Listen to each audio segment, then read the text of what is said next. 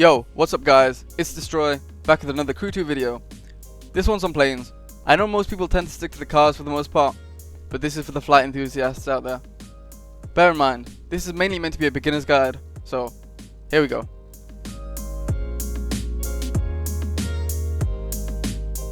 First off, the basics. You can skip this if you want, timestamp should be on screen. Thrust and brake are the same as on any other vehicle, the triggers and a controller. The left analog stick controls the pitch of the aircraft in the up and down direction, as well as the roll in the left and right direction. Use the bumpers, L1 and R1, to control the yaw. The handbrake button is what's usually mapped to the extreme mode, which allows for more maneuverability in the air at the cost of horizontal speed. If you have the setting on manual, down on your D-pad engages or disengages the landing gear on planes with a retractable landing gear. Press the left analog stick to release a smoke trail. It would be cool if you could change the color of this.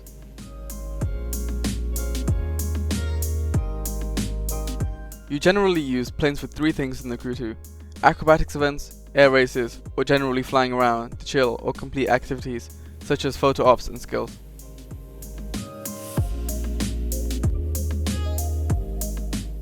To help us with these, let's go over the maneuvers we can do. Again, starting simply. Take off, exactly what it says on the tin.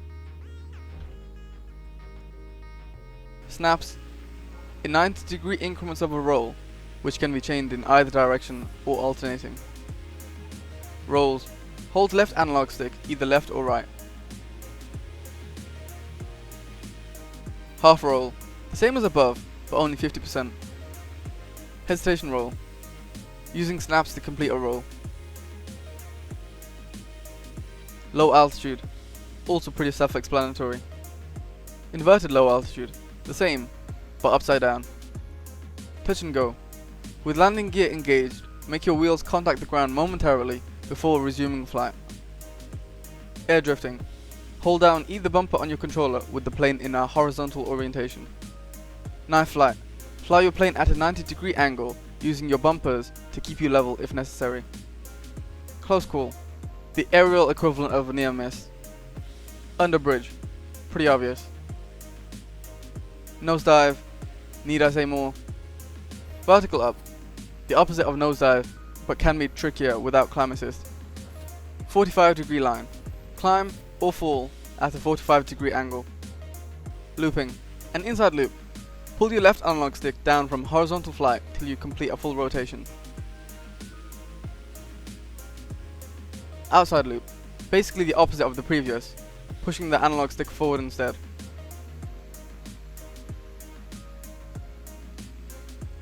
English bunt. Essentially, half an outside loop.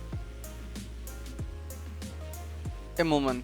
Half an inside loop, followed by half a roll to get to upright flight.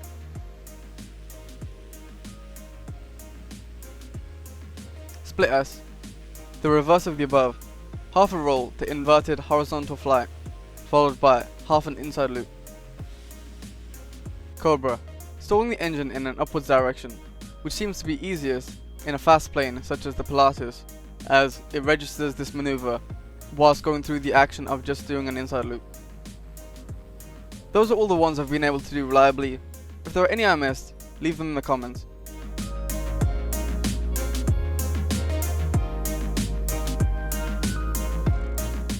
Acrobatics events. These are in the format of a series of checklists of particular maneuvers you need to complete, with 20 seconds of allotted freestyle time between. You can skip a checklist if you don't like it. You have a limited amount of time for the event, so it's in your best interest to complete each checklist as quick as possible to attain the highest score. To do this, you want to be able to check off multiple things on checklists simultaneously, combining a vertical up or nosedive with rolls, combining low altitude and touch and go, knife flight with close calls, looping between going under a bridge, etc. Also, try to anticipate what the next checklist will task you with doing. For example, if you just had a checklist that required you to vertical climb without also nosedive, there's a high probability the next checklist will require you to nosedive.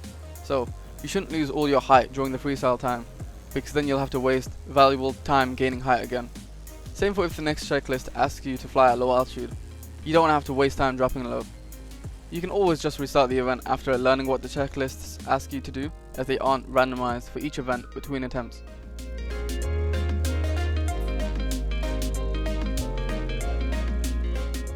Air races are currently time trial only, since in-air crashes could be a bit chaotic.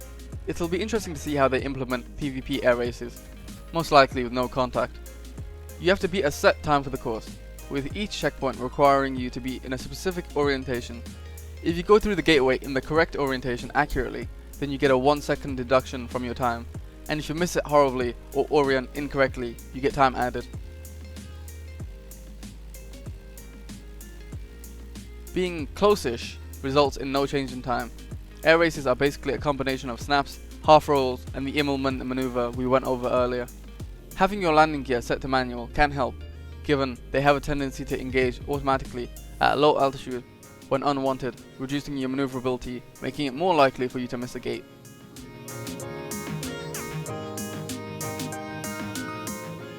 How you wish to fly outside the boundaries of an event is ultimately up to you, but using free roam to rack up followers is quite common, and using a plane is one of the best ways.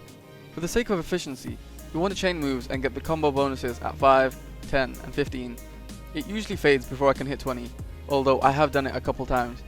This is usually easier if you're in a formation with other people in a crew, or you're fortunate enough to have random players help you out. I'd recommend sticking to easy ones for the most part, and starting off with the harder ones, since the time before the combo counter starts fading is longer to begin with. I also like using an open area without obstructions like the salt flats, where I can low altitude both upright and inverted without too much difficulty. Using a burst of nitrous is an easy way to top up an extra 20 followers.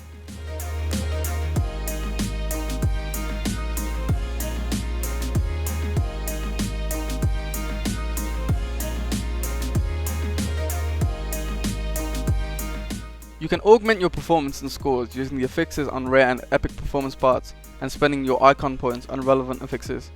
These are crucial if you plan to take on any records, for example.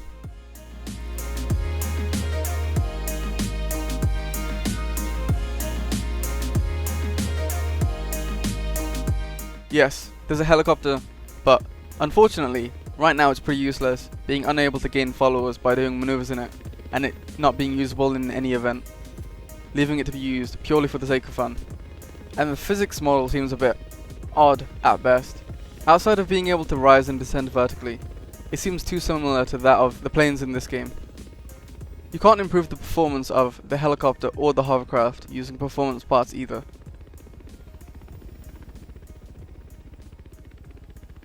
Hope you enjoyed the video. Leave it a like if you did, and drop me a comment if you feel inclined. Thanks.